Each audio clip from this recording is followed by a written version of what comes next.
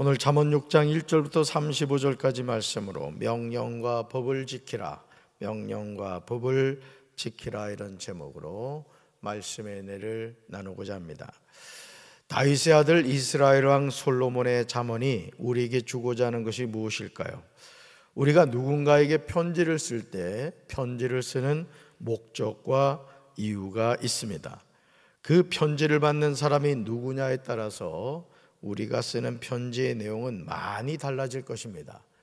부모님에게 쓰는 편지, 또 아내에게 쓰는 편지, 또 자녀에게 쓰는 편지가 다르겠죠.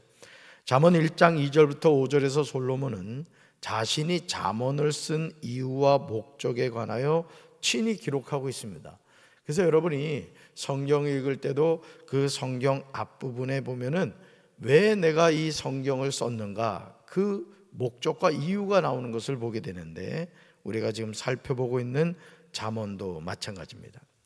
우리는 이 내용을 주목해서 보면 우리가 잠언을 통하여 무엇을 얻을 수 있는가를 명확하게 할 수 있습니다. 우리는 이것을 깨닫고 살아야 됩니다. 잠언을 통하여 우리가 얻게 되는 게 있어요. 한번 말씀 읽어볼까요? 같이 읽습니다. 이는 지혜와 훈계를 알게 하며 명철의 말씀을 깨닫게 하며 지혜롭게 공의롭게 정의롭게 정직하게 행할 일에 대하여 훈계를 받게 하며 어리석은 자를 슬기롭게 하며 젊은 자에게 지식과 근신함을 주기 위한 것이니, 지혜 있는 자는 듣고 학식이 더할 것이요 명철한 자는 지략을 얻을 것이라. 아멘. 왜 잠언을 솔로몬이 기록했다? 잠언 1장 2절부터 5절에 아주 정확하게 기록되어 있는 것을 보게 됩니다. 사랑하는 성도 여러분, 잠언을 가까이 할 때 하나님이 우리에게 무엇을 주시는가를 바로 알고 늘 가까이 하시길 바라요. 그래서 여러분, 잠언은 31장으로 되어 있기 때문에 하루 한 장, 그날에 해당하는 잠언을 이렇게 읽으시면 참 좋습니다. 잠언 6장은요 실제적인 교훈과 훈계와 명령에 관한 내용이 나옵니다. 우리는 이 말씀을 읽기만 해도 솔로몬이 주는 지혜를 얻게 됩니다. 잠언 6장 1절부터 5절의 내용은 이웃을 위하여 보증하며 타인을 위하여 보증을 서는 일에 관하여 나옵니다. 우리가 흔히 하는 말 가운데 이런 속담이 있죠. 빚 보증 서는 자식은 낳지도 말라, 이런 속담이 있어요. 보증이란 두 가지 의미가 있습니다. 먼저 어떤 사물이나 사람에 대하여 책임지고 틀림이 없음을 증명함입니다. 이게 바로 보증이라는 의미예요. 다음으로 채무자가 채무를 이행하지 아니할 경우 채무자를 대신하여 채무를 이행할 것을 부담하는 일입니다. 이게 뭐라고요? 보증이라는 게 보증. 보증을 서는 일은 단순하지 않습니다. 이웃을 위하여 담보하며 타인을 위하여 보증한다는 것은 이웃이나 타인이 문제가 생겼을 경우 내가 그 모든 문제에 책임을 지겠다는 거예요. 실제로 우리 주변에서 보증을 서서 어려움을 당하는 경우가 많습니다. 그래서 이 부모 자식 간에도 보증은 서지 말아라, 이런 말이 있을 정도입니다. 그렇다면 솔로몬은 이 보증을 서는 일에 관하여 우리가 어떻게 조언하고 있을까요? 솔로몬은 이렇게 경고해요. 같이 읽습니다. 내가 이웃을 도우려고 담보를 서거나 남의 딱한 사정을 듣고 보증을 선다면 내가 한 그 말에 내가 걸려들고 내가 한 그 말에 내가 잡힌다. 아멘. 사랑하는 성도 여러분, 이웃을 돕는 일은 좋은 일입니다. 저는 우리 사랑하는 성도 여러분들이 영권과 인권과 물권의 복을 받게 되길 주님의 이름으로 축원합니다. 우리 주변에 정말 어려운 분들 많아요.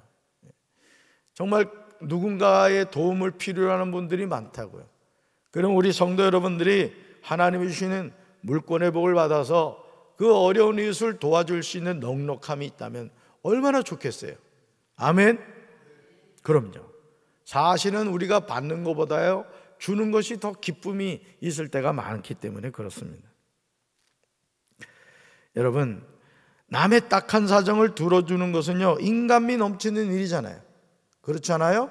누군가 넘어졌을 때 괜찮으세요? 하면서 손을 내밀어 그분의 손을 잡아줄 때 얼마나 격려가 되겠어요. 그러나 이웃을 도우려고 담보를 서거나 남의 딱한 사정을 듣고 보증을 서는 일은 시한폭탄을 가슴에 품는 것과 다르지 않아요. 잘 들으셔야 돼요.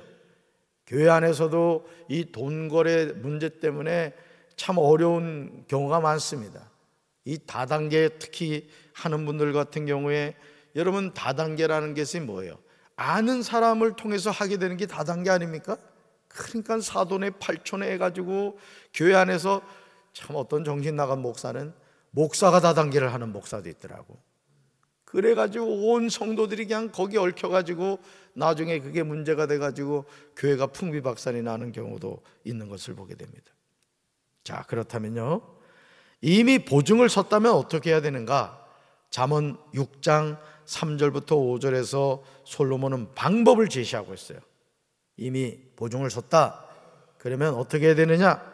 우리 쉬운 성경으로 그 방법을 한번 읽어봅니다. 내 아들아, 너는 내 이웃의 소나귀에 사로잡혔으니 가서 이렇게 하여라. 겸손하게 엎드려서 내 이웃에게 간절히 부탁하여 거기서 빠져나오도록 하여라. 내 눈이 잠들지 않게 하고 내 눈꺼풀도 감기지 않게 하여라. 노루가 사냥꾼의 손에서 벗어나듯 새가 그물 치는 자의 손에서 벗어나듯 빠져나와라. 아멘. 여러분, 이 말씀에서 계속 나오는 게 뭐예요? 빠져나오도록 하여, 또 벗어나듯, 또 벗어나듯 빠져나와라. 이게 빠져나와라. 솔로몬은요, 우리가 누군가의 보증을 선다는 것은 그 이웃의 소나기에 잡힌 것이라고 설명합니다. 그러므로 거기서 어떻게 된다? 빠져나오도록 하라는 거예요. 따라합시다. 빠져나오자. 빠져나오자. 네. 노루가 사냥꾼의 손에서 벗어나듯이, 새가 그물 치는 자의 손에서 벗어나듯이 어떻게 하라고요?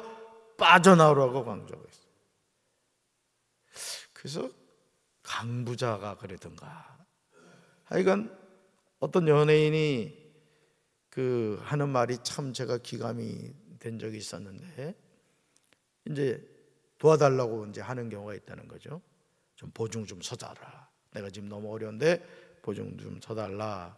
이렇게 얘기할 경우에 그 연예인은 어떻게 하냐면은 준대요. 얼마를 그냥. 뭐 100만 원이든 200만 원이든 뭐 1000만 원이든 자기가 마음을 줄 수 있는 범위 안에서 내가 당신한테 줄 수 있는 게 이거다. 나는 보증은 설 수 없다. 그렇지만 내가 이 정도 주겠다 하고 그냥 준다는 거예요. 그러니까 관계가 이제 깊을 경우이겠죠. 그리고 딱 손을 털어버린다. 근데 사실은요, 우리가 이 보증을 서준다는 것은 그만큼 관계가 친밀하다는 얘기거든요. 그렇죠? 서로 모르는 사람 누가 보증을 서줍니까? 그런데 문제는 그것이 문제가 되는 거예요. 부모 자식 간에도 뭐 서지 말아라. 자식들이 와서 보증 서라 그러면 서야 돼요, 서지 말아야 돼요? 우리 담임 목사님이 보증 서면 교회 나오지 말라고 했다, 그렇게 얘기하세요. 왜냐하면요, 이 보증이라는 것은요, 도미노가 돼버려요. 그래서 이 형제들 사이에서도 어려운 형제들이 사실은 있거든요. 뭐 사업을 한다거나 또 어떤 일을 하다 보면 어려운 경우가 있는데 그냥 온 집안이 그냥 망하는 거예요. 그 한 사람 때문에. 그러니까 여러분들이 너무 냉정한 것 같고 가혹한 것 같지만은 여러분들이 그 순간 때문에, 정 때문에 보증 섰다가 아주 그냥 온 집안이 망하는 경우가 있어요. 따라합시다. 보증 서지 말자. 보증 서지 말자. 아멘. 우리 주변에서요, 서로를 믿고 돈 거래를 하다가 돈도 잃고 사람도 잃는 경우를 많이 보게 됩니다. 담임 목사로서 성도들에게 꼭 당부하고 싶은 게 있어요. 한번 읽어볼까요? 성도들 사이에서 돈거래를 하지 마시라. 이거예요. 그런 돈 있으면 절 갖다 주세요. 제가 쓸 테니까. 성도들 사이에서 뭐 하지 말으라고요? 돈거래하지 말아라. 돈은 기름종에 불과하지만 돈 때문에 문제가 생기는 겁니다. 잠언 6장 6절부터 11절에 보면요, 이 게으른 자에 관한 경고가 나오는 것을 보게 돼요. 솔로몬은 이렇게 말하죠. 같이 읽습니다. 게으른 자에게, 개미에게 가서 그가 하는 것을 보고 지혜를 배우라. 이렇게 당부하고 있어요. 누구한테 가서? 개미에게 가서. 개미는요, 미물에 불과하지만 먹을 것을 여름 동안에 예비하여 추수 때 양식을 먹는다는 거예요. 그래서 여러분, 이 개미를 보면 말이요, 엄청 부지런합니다. 그냥 뭔 일이 그래 바쁜지 그냥 일렬로 쭉 서가지고 막 가는데 보면은 뭐 이렇게 뭐 먹을 것이 있잖아요. 그러면 쥐방울만한 게 그냥 그 큰 거를 그냥 가지고 가서 먹겠다고 둘러매고 가는 거 보면은 참 하나님도 참 오묘하게 이 개미를 만들어 놓으셨구나, 이런 생각이 들어요. 그런데 그 개미를 통해, 미물에 불과한 개미를 통해서 우리가 뭘 깨달을 수 있다? 부지런함을 배울 수 있다라는 것이죠. 따라서 하나님의 자녀는 게으르면 안 됩니다. 게을러 터지면 안 돼요. 어떤 일을 하든지 부지런해야 돼. 부지런. 침상에서 일어나야 돼. 잠에서 깨어 일어나야 될 줄로 믿습니다. 추수 때 양식을 먹어야 돼요. 또 오늘 솔로몬이 우리에게 말하는 게 뭐냐? 이 세상에는요, 불량하고 악한 사람이 있어요. 아주 질이 나쁜 사람이 있다고요. 우리가 그런 거를 잘 분별해야 돼요. 모든 사람이 다 선한 것이 아닙니다. 사실 이 보증의 문제도 마찬가지예요. 남의 돈을 귀하게 여겨야 돼요. 남의 빚은 꼭 갚아야 됩니다. 악한 자는요, 마음의 패역을 품으며 항상 악을 꾀하며 다툼을 일으켜요. 이런 자에게 재앙이 갑자기 내려 당장에 멸망하여 살릴 길이 없어지게 된다는 거예요. 그러니까 여러분, 우리가 이 신앙생활을 하면서 늘 여러분이 기억해야 될 것이 뭐냐면은, 내가 하나님 앞에 선다. 따라서 내가 하나님 앞에 선다. 아멘. 이걸 늘 기억하면서 사셔야 돼요. 늘. 그래서 우리 예수님도 그런 말씀하셨잖아요. 너희가 땅에서 풀면 하늘에서도 풀리고, 땅에서 매면 하늘에서도 매인다는 거예요. 그러니까 여러분, 우리가 이 세상을 살면서 복받는 삶을 살아야 되는 거예요. 남의 눈에서 피눈물 나게 하면 안 되는 거예요. 남을 도와주고 남에게 유익을 주고 그런 삶을 살아야 되는 거예요. 콩 있으면 반쪽이라도 나눠 먹고 말이죠. 정말 이렇게 축하해 주리는 축하해 주고, 어려운 일을 당한 사람을 보면 손을 같이 잡아주면서 얼마나 마음의 상심이 크냐고 위로해 줄 줄 아는 그런 따스한 마음을 가져야 돼요. 할렐루야. 우리 교회가 그런 교회가 되어야 될 줄로 믿습니다. 할렐루야. 잠언 6장 16절에 보면요, 솔로몬은 여호와께서 미워하시는 것, 곧 그의 마음에 싫어하시는 것이 67가지라면서 소개를 하고 있어요. 우리 세 번역으로 17절부터 19절을 읽겠습니다. 같이 읽습니다. 교만한 눈과 거짓말하는 혀와 무죄한 사람의 피 흘리게 하는 손과 악한 계교를 꾸미는 마음과 악한 일을 저지르려고 치닫는 발과 거짓으로 증거하는 사람과 친구 사이를 이간하는 사람이다. 아멘. 여러분, 이 말씀을 잘 보세요. 누가 싫어하는 거래요? 하나님이 싫어하는 거예요. 그러면 요한계시록에 보면요, 이 지옥 가는 사람들이 나오거든요. 누가 지옥 가는가? 요한계시록에 나와요. 유황불에 떨어진 사람들, 이 사람들이 가는 거예요. 파란 글씨 다시 보세요. 교만한 눈과 뭐예요? 거짓말하는, 이 거짓말하는 사람 100% 지옥 갑니다. 100%. 그러니까 여러분, 말을 참말을 해야 돼요. 아멘. 또 무지한 사람을 피 흘리게 하는 손, 악한 계교를 꾸미는 마음, 악한 일을 저지르려고 치닫는 발, 거짓으로 증거하는 사람. 이거 같은 거잖아요. 거짓말하는 혀하고 같은 말 아니에요, 그죠? 위증하는 거. 또 친구 사이를 이간하는 사람. 여기서는 이렇게 말하고 저기 가서는 저렇게 말하고 하죠. 교회 안에서도 이 말을 퍼나르는 사람들이 있어. 항상 제가 드리는 말씀이야. 좋은 말만 하셔야 돼요. 안 좋은 말을 들으면은 그거 뭐라 그랬어요? 어떻게 하라 그랬어요? 권사님, 나한테는 다시는 그런 얘기 하지 마. 아니, 여러분 생각해 봐요. 여러분 가정에다가 음식물 쓰레기를 현관문에다가 갖다 쏟아부어주면 좋겠어요? 나쁘겠어요? 화나지, 기분 나쁘지. 그런데 여러분 귀에다가 오물을 갖다 쏟아부어 놓는다고 생각해 봐요. 그거 여러분 받아들여야 돼요? 물리쳐야 돼요? 당연히 물리쳐야지. 그러니까 여러분 귀를 더럽히는 말은 들으면 된다 안 된다? 들으면 안 된다. 두 번 다시 그런 얘기하지 말라고 얘기해야 돼요. 근데 좋은 말은 어떻게 해야 돼요? 좋은 말은 그래서 퍼날라도 좋아요. 그냥 자꾸 좋은 얘기. 그러니까 사람이요, 우리가 그 어르신들이 예전에 태교를 할 때 참 지혜인 것이 아주 맛난 것 먹게 하고 좋은 것 보게 했잖아요. 왜? 태중에 있는 아기가 본다 이게. 그러니까 우리 어른들이 그렇게 태교를 했는데 우리도 영적인 태교를 해야 돼. 항상 아름다운 거. 어제 박송희 성도가 여러분 CD 줬잖아요. 그 음악 듣고 말이죠. 항상 우리가 그런 삶을 살아야 돼요. 할렐루야. 사랑하는 성도 여러분, 하나님이 미워하시고 하나님의 마음에 싫어하시는 것을 행하면서 살면 안 돼요. 우리는 하나님이 기뻐하시는 것을 하면서 살아야 되는 거예요. 왜? 우리 누구 자녀니까? 하나님 자녀니까.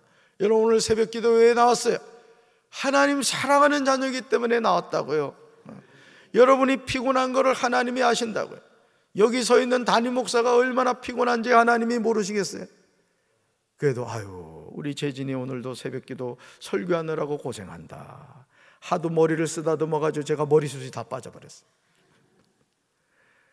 그러니까 여러분 우리가 하나님이 아주 좋아하는 일만 골라하자고. 골라서 그냥 하나님이 그냥 우리 교회 바라보면 좋아가지고 그냥 너무너무 막 기뻐하시고 그래야 된다.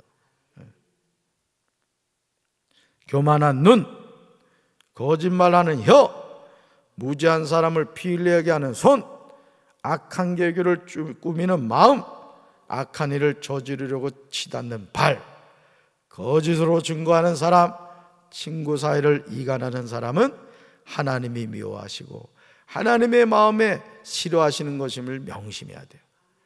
여러분 우리 삶은요 죽음으로 끝나지 않아요. 이게 정말 무서운 말이에요. 우리 삶은 죽음으로 끝나지 않는다고요. 한 번 죽는 것은 사람에게 정해진 것이고 그 후에는 뭐가 있어요? 심판이 있어요. 우리는 누구나 하나님의 심판대 앞에 서야 할 존재입니다. 그렇다면 하나님의 자녀는 어떻게 살아야 할까요? 잠언 6장 20절과 21절에서 솔로몬은 우리에게 이렇게 살라고 당부하고 있어요. 하나님의 자녀는 이렇게 살아야 된다 이거예요. 우리 쉬운 성경으로 읽습니다. 내 아들아, 내 아버지의 명령을 지키고 내 어머니의 가르침을 잊지 마라. 그것을 내 마음에 영원히 간직하고 내 목에 영원히 매달아라. 아멘. 우리가 이런 삶을 살아갈 때 참으로 그 명령은 등불이 되고요, 그 가르침은 빛이 되고요, 그 훈계의 책망은 생명의 길이 되는 거예요. 저는 오늘도 하나님의 말씀을 우리가 잘 귀 기울이고 딴 길로 가지 말고 어떻게 하면 오늘도 하나님을 기쁘시게 할까? 어떻게 하면 하나님이 주신 사명을 감당할까? 여러분 그런 마음을 가지고 우리가 하나님의 자녀로서 믿음으로 살아갑시다. 할렐루야. 가슴에 손 얹읍시다. 사랑의 주님, 우리가 이 세상을 살아가는 길은 너무나 단순합니다. 하나님이 하라고 하시는 건 하면 되고 하지 말라고 하는 것은 하지 말면 됩니다. 오늘 하나님께서는 솔로몬을 통하여 우리에게 보증 서지 말아라 이렇게 말씀하십니다. 보증을 섰다면 얼른 그 보증에서 벗어나라고 말씀하고 있습니다. 주님, 우리가 이 세상을 살면서 나는 예외다, 나는 보증서도 문제가 없다 착각에 빠지지 않게 하옵소서. 하나님의 말씀이 진리듯 우리가 하나님의 말씀에 정종하여 내 경험과 지식을 의지하고 살아가는 삶이 아니라 하나님의 말씀에 순종하며 살아가게 도와주시옵소서. 예수님의 이름으로 간절히 기도합니다. 아멘.